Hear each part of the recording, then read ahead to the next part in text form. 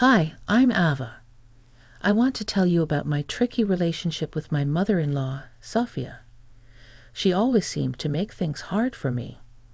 Sophia had old-fashioned ideas and never really liked me. For a while, my husband William and I lived far from them, so Sophia couldn't bother us much. But when William got a job close to them, we had to deal with her more. I could handle Sophie's behavior because I grew up dealing with difficult people, like my own parents. Luckily, William's dad, Benjamin, was always nice to me. But the tough part was that Sophia spent time with my daughter Luna, who was 9 at the time.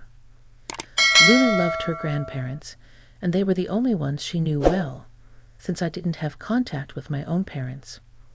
Even though Sophia and I had our issues, I put them aside for Luna's sake.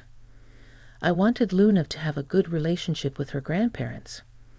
William also cared about family a lot, so I couldn't just cut Sophia out of our lives. Luna enjoyed spending time with her grandparents, but Sophia still caused problems sometimes. Sophia kept criticizing Luna's diet, saying I wasn't feeding her right. She thought Luna needed more nuts for protein, but Luna was allergic to nuts, and even their smell made her sick. I told Sophia this many times, but she wouldn't listen. She said Luna needed to eat nuts to get over her allergy, and called me a bad mom. I knew you'd say this, Sophia, I told her. We talked to the doctor, and Luna's meals are balanced. Skipping nuts won't hurt anyone, but it could make Luna really sick, I explained. Even after explaining and listening to the doctor, Sophia didn't change her mind. She thought exposing Luna to nuts would help her allergies. I was tired of arguing with her and tired of being called a bad mom. Sophia even tried to get Luna to eat nuts, but Luna knew better and always said no.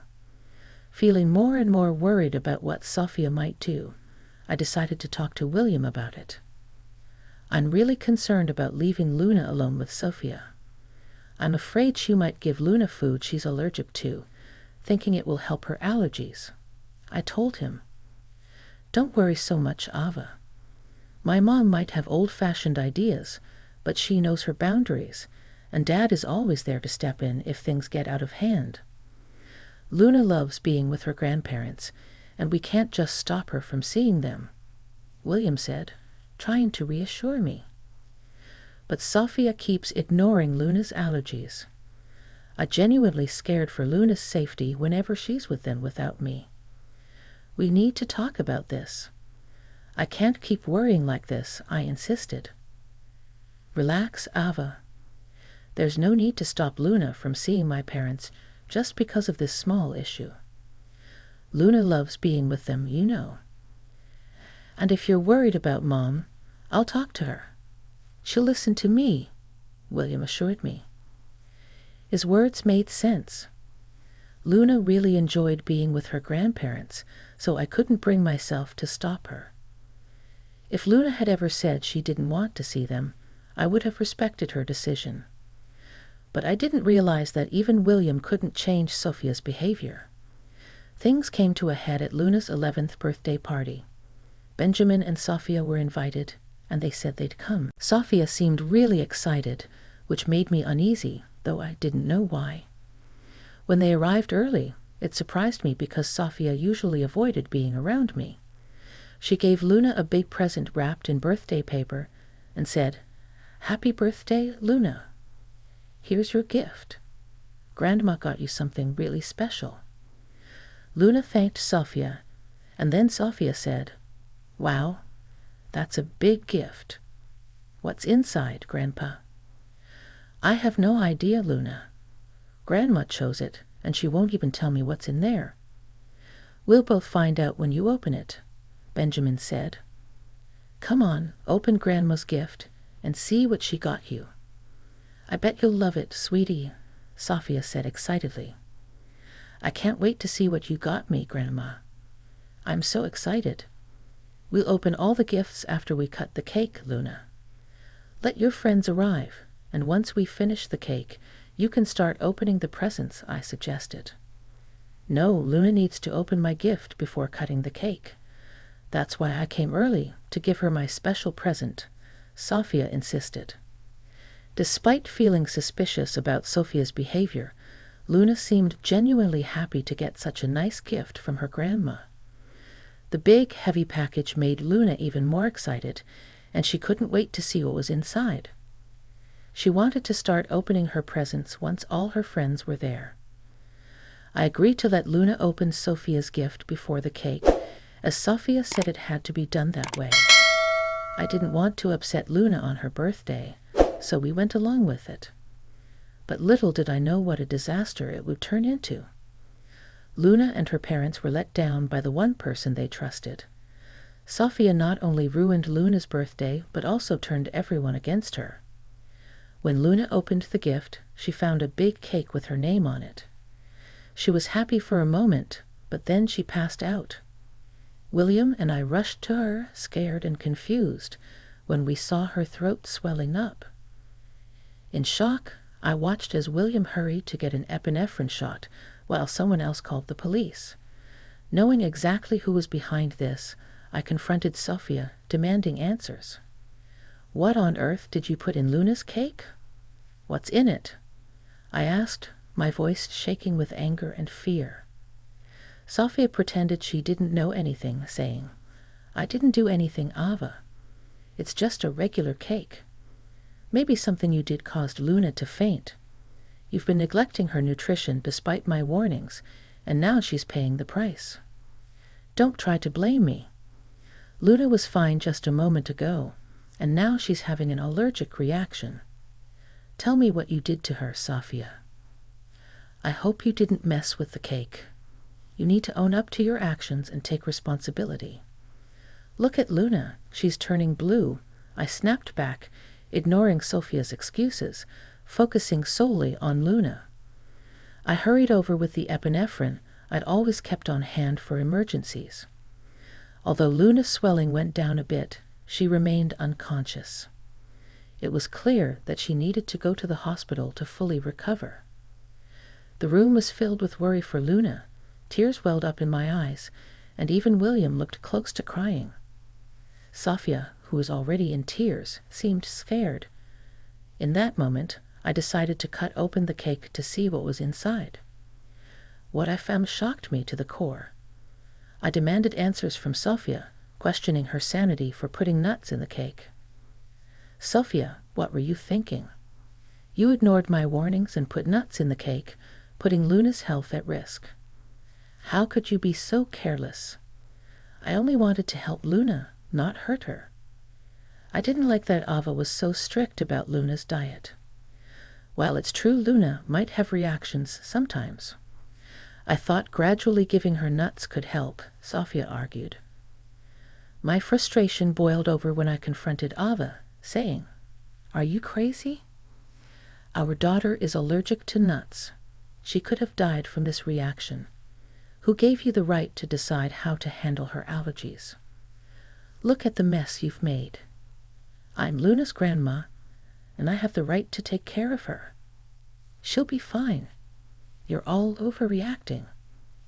You're just trying to scare me for no reason. I'm sure this is all part of Camila's plan to make me look bad. But listen, Sofia, if things go my way today, you'll be in big trouble. Right now, all I care about is Luna's health," I said firmly. Just then, the ambulance arrived with paramedics. They took care of Luna and took her to the hospital with us following closely. The doctors told us Luna would need time to wake up and would have to stay at the hospital for a day or two. We were all overwhelmed with emotion. I broke down in the hospital, finding comfort in William's arms. After calming down, I called Benjamin to let everyone know that Luna was no longer in danger. When I hung up, I turned to William and expressed my anger, saying, "I'll never forgive Sofia for what she did today. She could have put our daughter's life at risk. I've been thinking about how serious this is. It's unbelievable, something I wouldn't have believed if I hadn't seen it myself. My mom has become someone I don't even recognize anymore. She did all of this just to make me look like a bad mom. She acted like she cared about Luna's happiness, but she never thought about how dangerous it was for Luna. Even after everything, she still says I planned it all. Today showed me how far my mom will go to make you look bad. I'm so sorry I didn't see it sooner and didn't do more to keep her away from us. I need to protect Luna from my mom's bad influence. I failed as a husband and as a father. William was starting to realize how serious the situation was, and Benjamin, who had always been a good grandfather, was clearly affected by Sophia's actions. This time she went too far. Even though she'd gotten away with things before, we weren't going to let her off easy. This time we decided, then and there, that we couldn't let Sophia keep hurting Luna. Her actions were a threat to Luna's safety, and we couldn't allow her to keep causing trouble in our lives. Sophia was no longer welcome in our family. We were determined to protect Luna and make sure she grew up in a safe and loving environment. It wouldn't be easy, but for Luna's sake, it was a decision we were ready to stand by. Following a heartfelt discussion, my husband and I quickly made a decision. While Luna was still in the hospital, it was time to head back home. Benjamin, Sophia, and a few of the guests stayed behind, eager for updates on Luna's condition.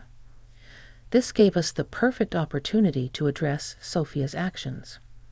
When we got home, 4 hours had passed since the incident. In the living room, we found Benjamin scolding Sophia while she seemed indifferent, busy on her phone. The untouched birthday cake sat sadly beside them, a painful reminder of what had happened. Despite my sadness, I held back my emotions. When they noticed us, Benjamin and Sophia hurried over. "I just got an update," I said. "Luna is in good hands and she'll recover soon. Although she's still unconscious, the doctors are hopeful. Thank goodness Luna will be okay. I was so worried, but it looks like everything's fine. It wasn't even a big deal. Luna will be fine and her nut allergy will go away soon," Sophia declared. In that moment, William unleashed his anger on Sophia, scolding her for everything she had done. Benjamin joined in, expressing his disappointment, and the guests, visibly shocked, stared at Sophia with disapproval. I, too, was filled with rage. "I've had it with you, Sophia," I declared. "We've given you so many chances to change. Even after your actions put my daughter in the hospital, you'd show no remorse. This is it. You will never be allowed near Luna or our family again. You're banned from this house. You can't tell me where to go. Your son won't cut me off for no reason. I won't let you keep me from my granddaughter just because we don't agree on how to raise her," Sophia shot back. "No, Mom," William replied firmly. "You're not welcome near me or my family ever again. Dad can come here any time, but not you. He's the only sensible grandparent Luna has. He's done his best to keep Luna safe, but today you put Luna in the hospital and acted like it was the right thing to do. I can't let someone so heartless be around my daughter." Sophia couldn't believe her own son was turning against her. She could always trust William to support her, not realizing he was being rational, unlike her. Even the guests started criticizing her. Sophia felt trapped with no one on her side, not even Benjamin. In desperation, she screamed at us, blaming me for setting her up. "This is all your fault, Ava. You turned everyone against me. I'll never forgive you for this. You should be begging for our forgiveness. Your actions have ruined your reputation and kept you from Luna. I'll sue you for grandparents' rights. I'll take you to court, and the judge will let me see Luna. Just wait and see." "I don't need anyone to support me," I responded firmly. "You're not going to have much luck getting grandparents' rights from jail. I'm sure the judge would find it pretty funny to have a criminal asking for visitation after putting her own granddaughter in danger." Sophia protested. "What are you talking about, Ava? Why would I go to jail? I didn't do anything wrong." "What you did is a crime, Sophia," William interjected. "You can be arrested for knowingly exposing a child to allergens. It's considered a form of poisoning. Maybe you didn't realize it, but Ava and I did. We've already called the police on you. And look here, they come now to arrest you." Sophia, in denial, insisted, "No, you're lying. This can't be happening. You can't arrest me for this." Sophia's panicked expression showed her desperation as she begged us not to send her to jail. William remained unmoved, telling the cops to take her away, while I gave Sophia a cold look, showing that her deceitful game was over. In a last attempt, she turned to Benjamin for help, begging him to do something. "Benjamin, please, you can't let your wife get arrested like this," she pleaded. But Benjamin stood firm, saying, "When my wife does something truly terrible and shows no remorse, I won't protect her. I've warned you for years to change, and you never listened. Today you put our granddaughter in danger. I was only trying to protect her, not realizing it would hurt her so badly. Please, Benjamin, I'm your wife. You have to help me." Ignoring her, Benjamin told the cops to take her away. Sophia continued crying and begging for help, bringing a tumultuous end to an event that had long concluded. A sense of peace washed over me as William, Benjamin, and I went back to the hospital after the other guests left, clearly upset by Sophia's actions. They promised to tell everyone what she had done. The next day, Luna woke up feeling much better, but she was terrified of Sophia. Luna cried and begged us to keep her away from her grandmother, saying how Sophia had tried to make her eat things she was allergic to. To help Luna deal with her feelings, we got her a therapist. At the same time, William and I started going to therapy together to work on our communication as a family. Having Benjamin's support was really important for all of us. With his help, we started to heal and grow stronger as a family. Sophia's life took a sharp turn for the worse after the incident. Her actions caught up with her, and she faced serious consequences. Once her own family found out what she had done, they scolded her and cut ties with her. Even her friends were disgusted by her behavior and stopped talking to her. With no one to turn to, Sophia found herself in a desperate situation, begging everyone for bail money, but she didn't get any help. And Benjamin filed for divorce. The next day, Sophia was served with divorce papers while still in jail. Receiving the divorce papers and seeing herself sent Sophia into a fit of rage. In the following months, Benjamin was able to get a quick divorce, taking advantage of state laws with the police report as evidence. Our legal case against Sophia moved forward. Despite the expectation for Sophia to cover Luna's medical expenses, her financial struggles resulted in a lengthy prison sentence as the judge ruled against her. Moreover, we obtained restraining orders to ensure she stays away from our family. With confidence that Sophia won't have the chance to approach us again, we remain watchful. But if by some chance she tries to cross the line, she'll encounter the fierce protection of Mama and Papa Bear, who are determined